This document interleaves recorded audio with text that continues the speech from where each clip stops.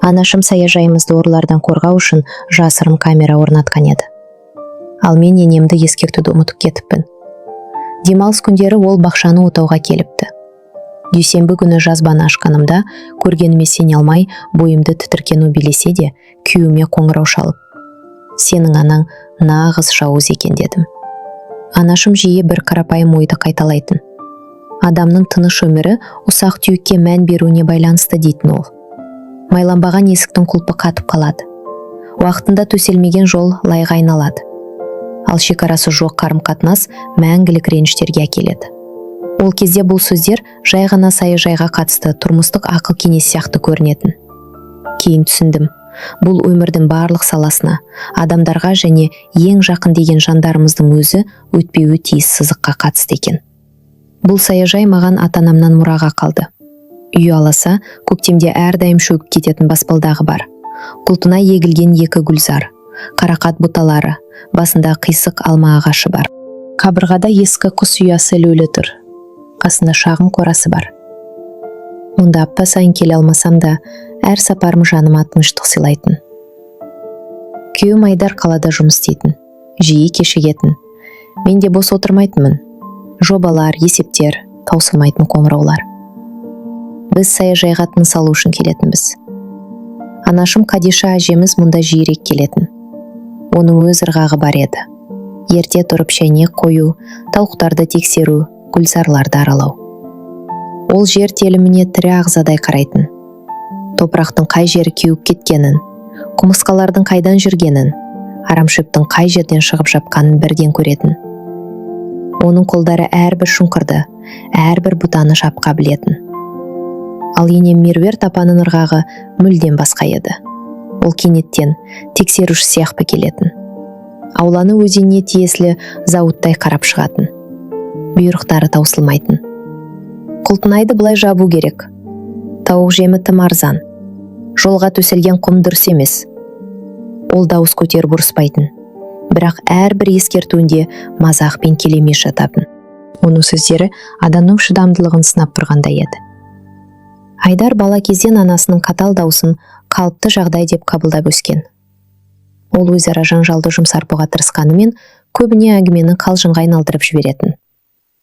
Анам бәрін өз қолымен істеуге дағдыланған, дейтін ол. Ол басқаша істей алмайды. Оның жадында Меруерт апа үйді жалғыз өзі сүйреп, ешкімнен көмек сұрамаған мықты жан болып қалыптасқан. Бұл бейне басқаның бәрін жауып тастайтын. Қыста көшілес елді мекендерде ұрлық бұрналы қауесет тарады. Адамдардың құрал саймандарын, су сорғыштарын, тіпті шөп шабатын техникаларын да алып кетіпті. Анашым сабырлы түрде: «Камера сұлулық үшін емес, өз тыныштығымыз үшін керек. Не болып жатқан бесем уайымдамайсың» деді. Біз шатырдың астына кішкентай қара қорапша орнаттық. Объектив қақпаны, кіреберісті, ауланың бір бөлігімен тауық қораны түгел қамтитын. Жазбаны жад картасына бағыттадық. Телефоннан бақылауға мүмкіндік алдық. Мен оның бар екенін білдім. Алғашқы күндері тіпті ананың шелекпен жүргенін көру үшін қосымшаны ашып та қойдым. Кейін үйреніп кетіп қарамайтын болдым. Бәрі тыныш болса, неге мазаны алу керек? Енемді камера туралы ескертуде үлгермедім. Құпия ұстағым келгеннен емес, жай ғана ойыма келмеді. Меруерт апа біздің техникалық жаңалықтарымызға әдетте менсінбей қарайтын. Қаладағы жастардың бос ойыншықтары дейтін. Сондықтан камераны жаңалық қылып айтқым келмеді. Бәрі қарапайым болып көрінген демалыс күндері білінді. Айдар қалада қалатын айтты. Оның жұмысы көп еді. Менің де кездесулерім жоспарланған болатын. Анашым саяжайға өзі барып, сарымсақтың үсіп қалмағанын тексеріп келетін айтты. Сенбі күні кешке Айдар анасының бақшаны отауға және тауық жемін апарып беруге келетін хабарлады. Бұл сөздерде ешқандай жасырын мағына жоқтай көрінді. Мен: «Келе берсін» дедім. Дүйсенбі күндегідей басталды. Шәй, күнделіктегі жазбалар. Сағат 10 шамасында камера есіме түсіп, қосымшаны аштым. Ауланың әдеттегі көрінісі, қораның есігі, үйге апаратын жол. Уақыт сызығы. Сенбі күнінен жексенбінің кешіне дейін ұзақ жазбаны. Кейін түндегі қысқа үзінділерді көрсетіп тұр. Ползунокты күннің ортасына қарай жылжытқанда Меруерт апаның кадрға кіргенін көрдім. Қозғалысы ширақ, иығын тіктеп, сөмкесін орындыққа лақтырып тастады. Тауық қораға жақындап, ысырманы жұлып алды да, есікті айқара ашты. Ішке жарық түсті. Енем тостағанды қойып, жемді төкті. Сосын аяғымен жерді сызып, жемді шашып жіберді. Жақындап қалған тауықты аяғымен итеріп жіберді. Оның әрбір қимылында жиіркеніш бар еді. Сол бір лас жұмысты істеуге мәжбүрлеп жатқандай сезілді. Мен қатып қалдым. Кеудемде жүрегім айнып, жаным түршікті. Бұл жай ғана физикалық қатыгездік емес, ниеттің жамандығынан туған сезім еді. Көмектесуге келген адам жемді бытыратып, зиян келтіргісі келмейді ғой. Мен жазбаны ары-бері ақтардым. Келесі үзінді бақшада өтті. Енем детпенді алды. Бірақ шөпті отаудың орнына әдемілеп отырғызылған қатарларды жұла бастады. Көшеттер жерден ұшып түсіп жатты. Жапырақтар үзілді. Қолдары жылдам, нақты, еш қатесіз қозғалады. Ешқандай арамшөп оған кедергі емес еді. Өйткені мақсаты отау емес, білдіру болды. Соңында ол іздерін жасырғысы келгендей, жерді аяғымен тегістеді. Кадрдан көршінің көлеңкесі байқалды. Экранға көрші үйден Марфуға апа кірді. Ол денелі, басына орамал тартқан, резеңке етік киген әйел еді. Ол 55 жастағы көршіміз еді. Оның осы бір жауыздықтың куәсі болғанына 6940 теңгедей көлеміндегі шығын менің көз алдыма елестеді. Оның бейнесі жаңалықтар поштадан да жылдам тарайтын жерден жиі көрінетін. Езуінде мысқыл күлкі, қолында шелек. Олар қоршаудың арғы жағында тоқтады. Бірақ камераға олардың жартылай бет әлпеті мен қимыл қозғалыстары айқын түсіп қалды. Меруерт апа көп сөйледі. Дауысын ести алмасақ та, мимикасынан ақ бәрін түсінуге болатын. Жақ сүйектері қатайып, ерні жиіркенішті жымиспен тартылатын. Марфуға апа басын изеп, етіп қойып, кейде тілімен таңдайын қағады. Сахна соңында ене қолымды үй жаққа қарай кейін сермеп, олар кім болды дейсің, дегендей кейіп танытты. Ішімде бәрі төңкеріліп бара жатты. Қоршау түбіндегі өсек аяң іргетасы дұрыс қаланған үйдің өзінде шайқалтады. Ауылдағы адамдар өсекпен өмір сүреді. Ал өсек шын оқиғадан бетер адамның жадына терең қадалады. Бірақ бұл әлі соң емес еді. 2 сағаттан кейін қақпаға бейтаныс әйел келіп тоқтады. Бой ұзын, шашы жинақы, ақшыл пальто тиген, жіңішке өкшелі аяқ киім. Меруерт апа қақпаны ашып, қонақты үйге қарай бастады. Олар кадрға жақынырақ келді. Енем баспалдақты көрсетіп, тұтқасын сипалап есікке қарай беттеді. Дәл бір үйді экскурсия жасап жүргендей. Әйел қасында келе жатып, әр метрді бағалаулы көзбен шолып шықты. Олар үйге кірді. Объектив сыртта қалды. 20 минуттай уақыт өткен соң сыртқа шықты.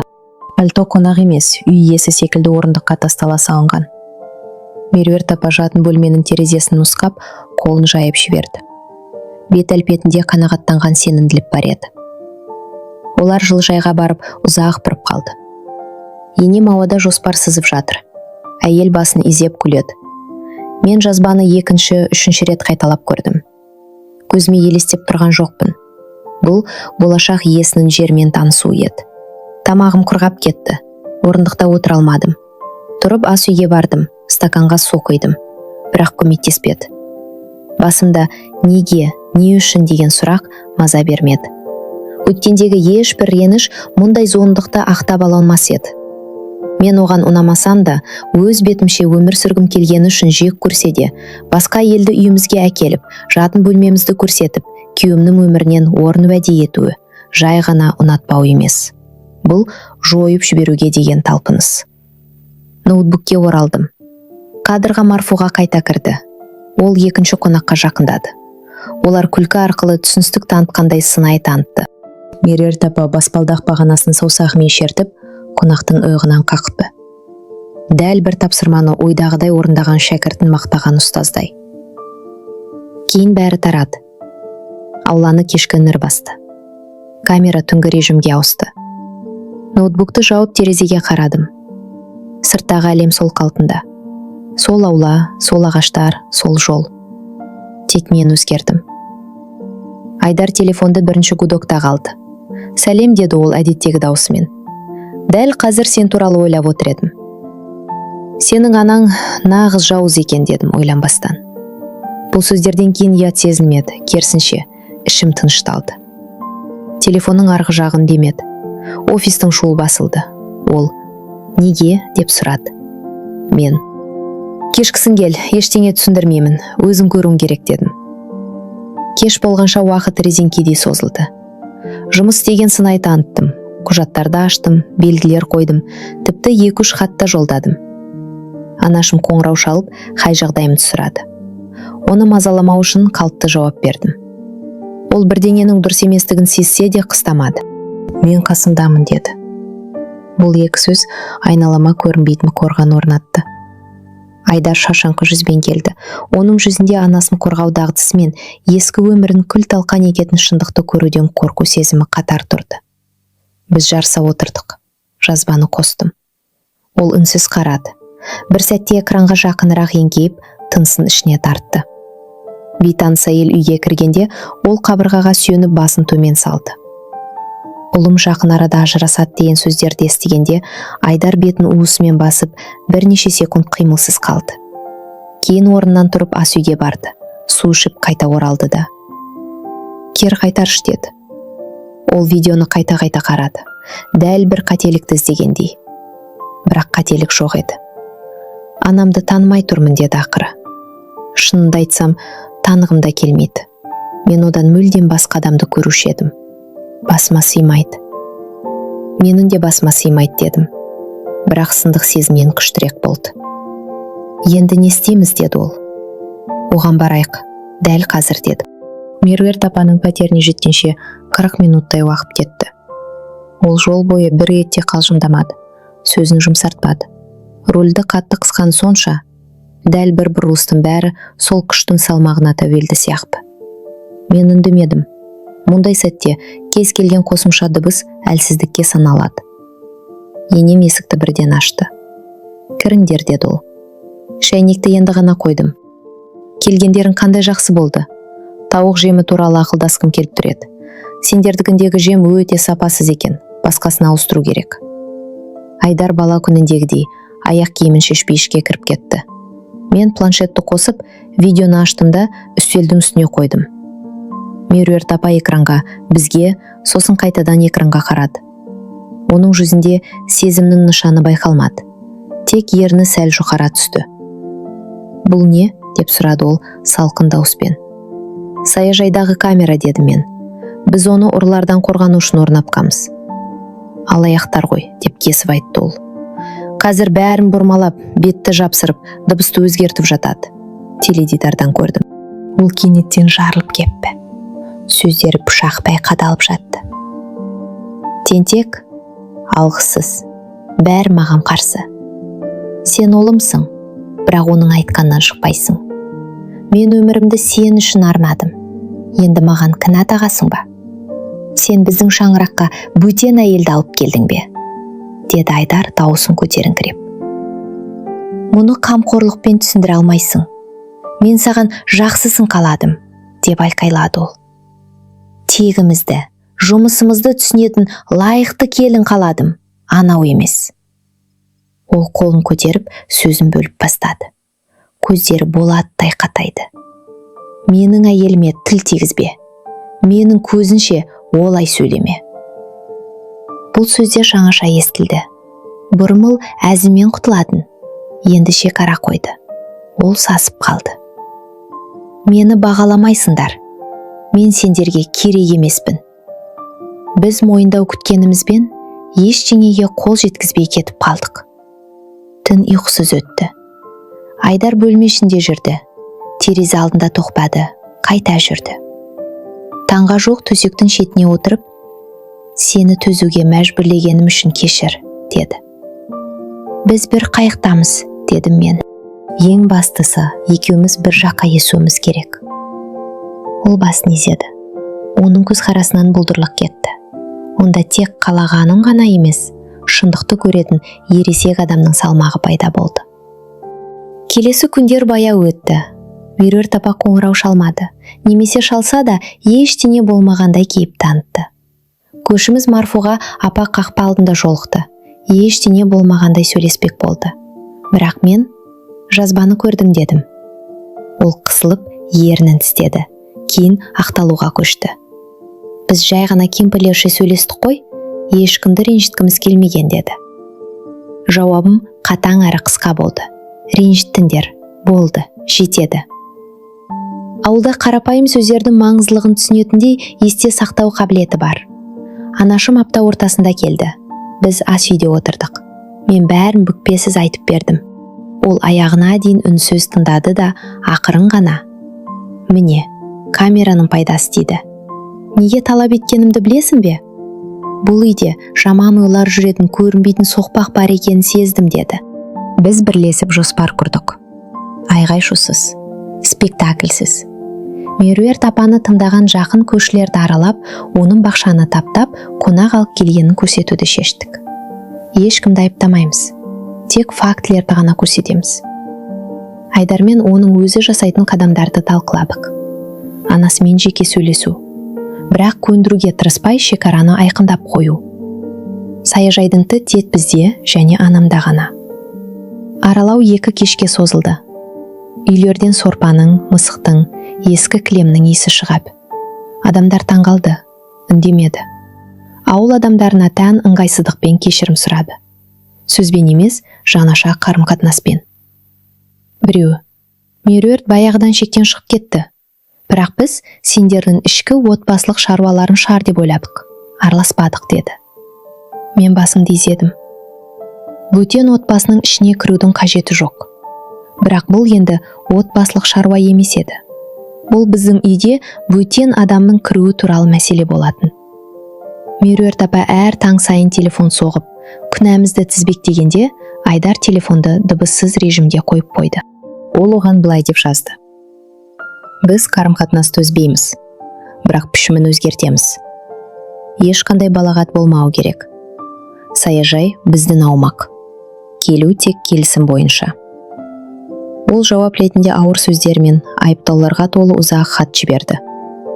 Оны оқуға шамам жетпеді. "Ештеңе жазба" дедім. Ол келісті. 1 аптадан кейін қақпаны біреу қақты. Босағада сол видеодағы әйел тұрды. Үстінде басқа пальто, бірақ жүрісі сол баяғыдай сенімді. Ол таныс адамдарды кездестіргенде жымиып: "Сәлеметсіздер ме? Менің атым Назым. Меруерт апа сөйлесет деп шақырған еді. Мүмкін бе? Танымай тұрғандай кейіп таныту ақымақтық болар еді" деді.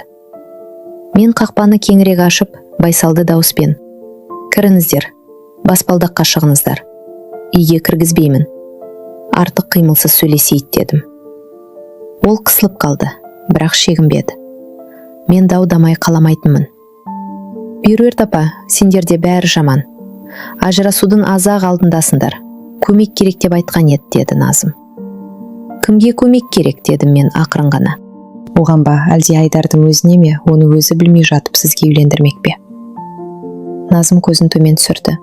Бір сәтте ол өзіне емес, орындалмай қалған жағдайға ашуланды. "Мен ойладым", деді ол. "Адамдардың өмірінде бірдеңе дұрыс болмай жатса, мен оның өмірін реттеп бере аламын ба деп. Меруерт, сендердің шаруаларында алып жүре алмайтындарыңды, мінездерінің ауыр екенін айтқан. Мен сендім. Ал бөтен адамға шақыртусыз кіру қалыпты жағдай ма?" дедім. "Біздің есігіміз бәріне ашық."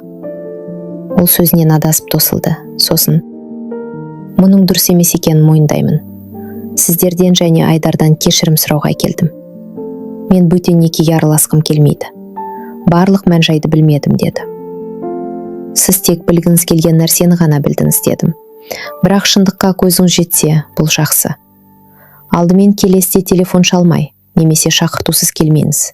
Және менің отбасым туралы бөтен адамдармен сөйлеспеңіз." Назым басын изеп алғысын айтып, дәл бір өз бейнесін жаңа ғана таныған адамдай баяу басып кетіп қалды.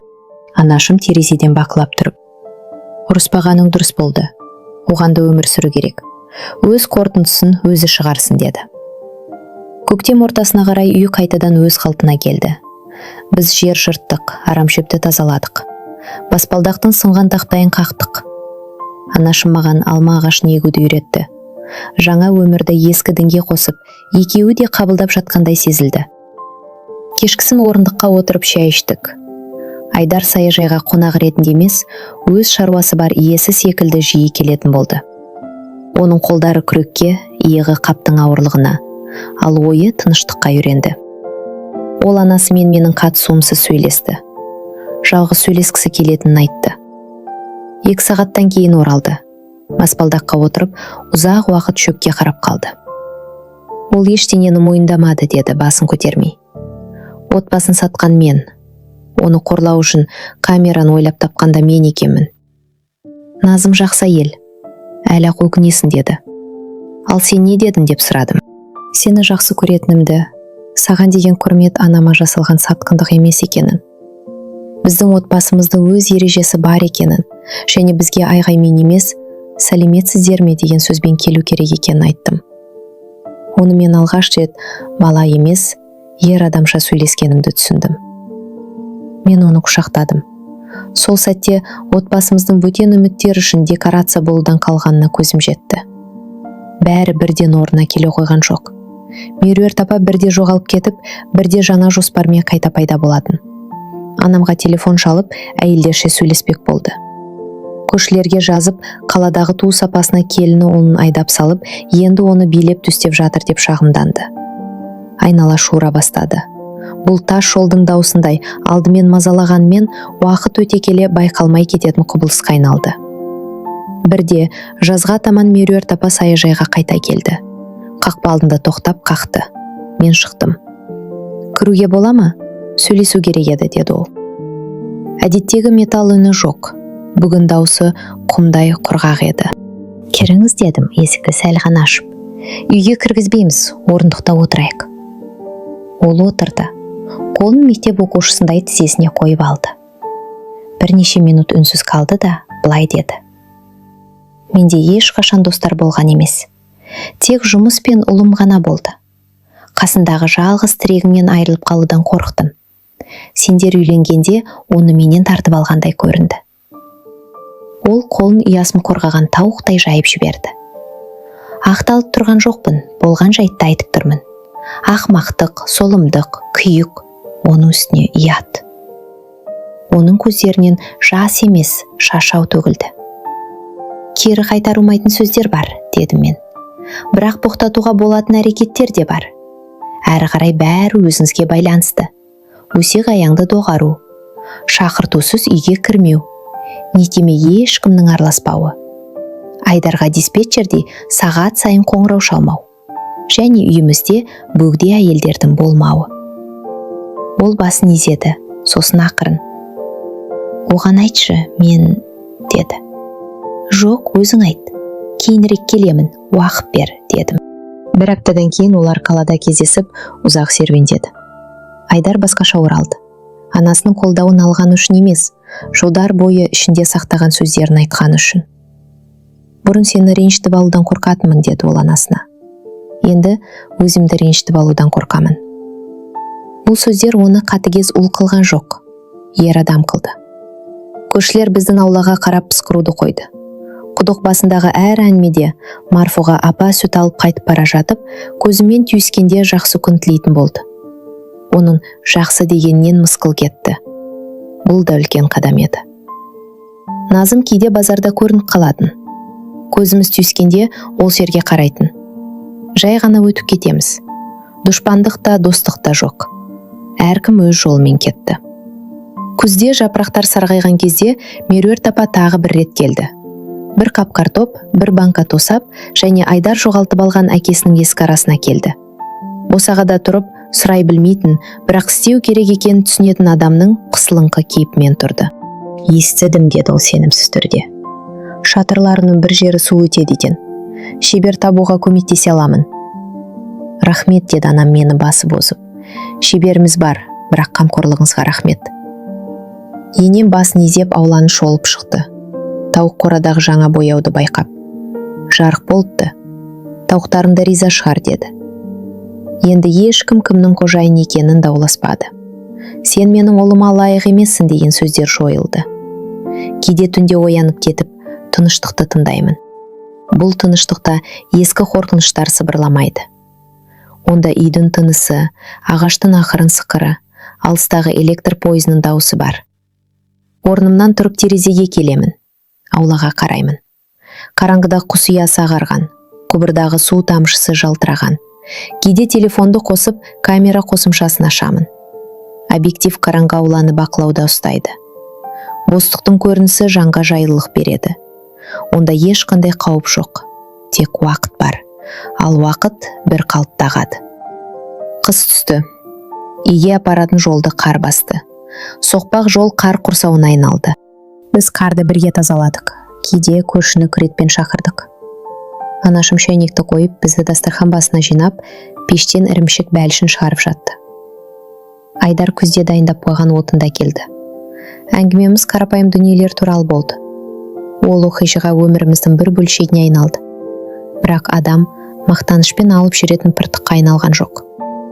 Бұл трофей емес, өмірлік сабақ болды. Меруерт апамен қарым-қатынасымыз бұрынғыдан жылы бола қоймады. Бірақ қажетті шеңберден шықпады. Біз мерекелерде құшақтаспадық. Себепсіз қоңырау шалмадық. Бірақ жолыққанда салиқалы сөйлесетін болдық. Оның көзінде сақтық пайда болды. Шамасы, ол да бір нәрсені ұғынған секілді. Кінәсін толық мойындап, мүлде басқа адамға айналып кеткеннен емес, басып жаншуға келмейтін шекараға тап болғаннан болар. Жаз өз күшіне енді. Қарақат бұталары толысып, баспалдақта сүлгілер кеуіп тұрды. Біз неке тойымыздың жылдығын тойлап, алма ағашының астына дастархан жайдық. Анашым келді. Көршімізде бас сұқты. Айдар екеуміз алғашқы жылдардағы қызықты оқиғаларды еске алып, біраз тұрдық. Меруерт апаны шақырған жоқпыз. Кек алғанымыз үшін емес, мереке өзіммен бірге қуанатын жандарға арналғандықтан. Кешкісін қақпалдына шыққанымда, оның қараңғыдағы бейнесін көрдім. Ол көлеңкеде тұрып, қолындағы пакетін ұстап тұр екен. Жақындап келіп пакетті ұсынды. Ішінде тосап бар, деді ақырын ғана. Алсаңдар? Рахмет дедім, аламыз. Ол басын изеді де ішке кірместен кетіп қалды. Бұл оның мен әлі осындамын, бірақ енді ештеңені қиратпаймын деп айту еді. Мен банканы дастарханға қойдым. Анашым маған қарап жымиды. Айдар үнсіз тосапты кесеге салды. Тамақтанып отырып, басқа нәрселер туралы сөйлестік. Біреулер бәрі қалай аяқталды деп сұраса, мен ешқандай шусыз деп жауап беремін. Ешкім есікті тарс жауып, терезелерді дір еткізген жоқ. Ешкім арыз жазған жоқ, көше бойы айғайлаған жоқ. Бәрі де шекараны тыныш орнатумен, бүлінген сыйластықты баяу жөндеумен және бір қарапайым ережемен аяқталды. Біздің шаңырақта өтірік тұра алмайды. Өйткені үй бөтендердің сценарийін емес, кешкісін шайнек қойылатын орын. Ол жерде тауықтарды аяқпен теппей, алақаннан жем береді. Арамшөпті кек үшін емес, аялап тазалайды. Есікті еріккенде емес, шақыру бойынша ашады. Ол жерде шындық сыбырламайды, өз сөзінде нық тұрады.